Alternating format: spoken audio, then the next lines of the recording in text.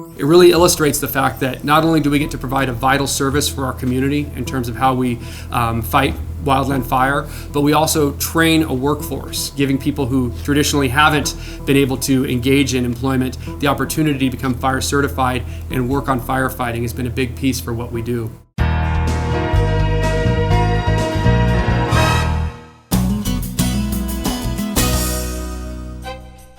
The Jackson County Budget Committee recently held meetings to hear departmental presentations and review their recommended budget for 2020-21.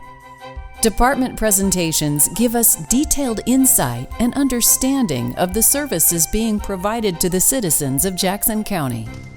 So first of all, overall, the Parks program is in a good position. The financial stability of the Parks program overall is very good.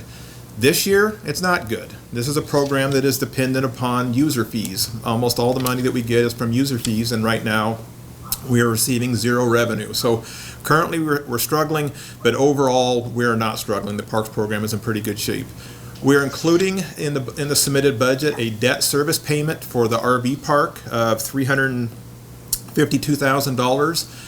In actuality, we had hoped to pay $500,000. We have paid $500,000 for the last couple of years towards this debt service. But given the current condition, we might be able to only make an interest payment of $42,000 this year. We're going to determine that later on in the year as this year proceeds and in the response to this COVID-19, we understand it better.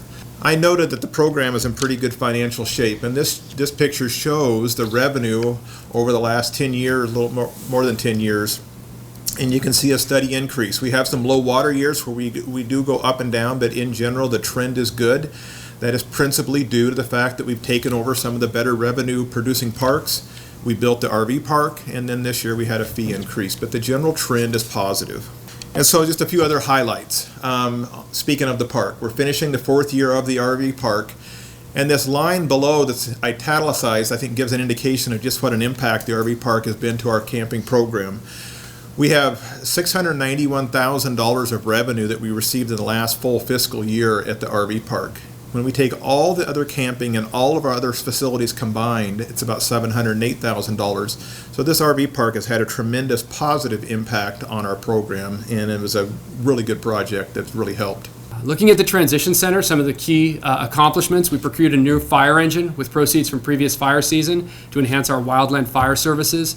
It's been a big deal for us over the last 20 years to be able to work with ODF and other partners to go out and fight wildland fire. It really illustrates the fact that not only do we get to provide a vital service for our community in terms of how we fight wildland fire, but we also train a workforce, giving people who traditionally haven't been able to engage in employment the opportunity to become fire certified and work on firefighting has been a big piece for what we do.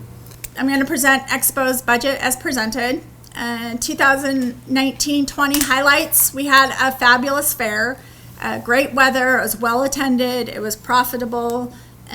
We tried a new model where we opened later during the week, and that went well because we have new software where we can tell when people are buying tickets, and they weren't buying tickets in the mornings on Wednesdays and Thursdays. Capital projects: we have been installing electronic gate signs to help people navigate the area, and as well as give some good advertising to our sponsors. So let me add just a little bit to tell you what we've done with the fair. Between March 1st and March 18th, we cut 8 temporary positions, so the expo ground runs a lot with temporary staff. Between March 18th and the 25th, we've laid off 1 permanent position.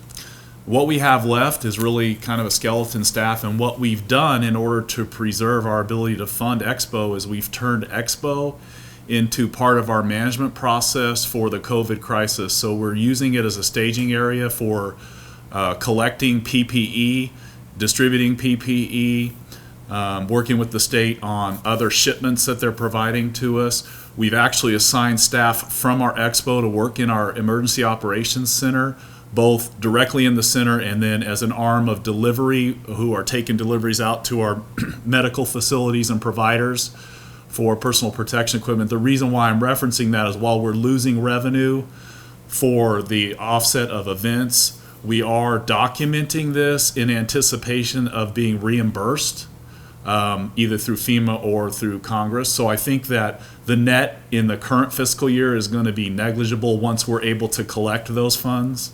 I think we've positioned it well to be able to cover what we've lost and utilize it as a resource for what we've faced. We saw a 2% increase of having 1,900 reports of communicable investigations that we did all of last year. But you'll note that we did 2,500 COVID reports of communicable disease in just the last month, just for a context of the surge that, at least in terms of your public health department, as to the workload demands that this virus has created upon us. So I think where we're at today is much different than we were particularly a month and a half ago, when we were trying to do our damnedest to try to get our arms around the scale and scope of this novel virus that none of us had seen or how it was behaving, and getting information that is fact-based in a very timely manner has been challenging. So I think in terms of our response, I think we're in a pretty good spot now. It's really unclear as to how many folks had it and how pervasive it was. But now with the shelter in place, we're feeling a whole lot better.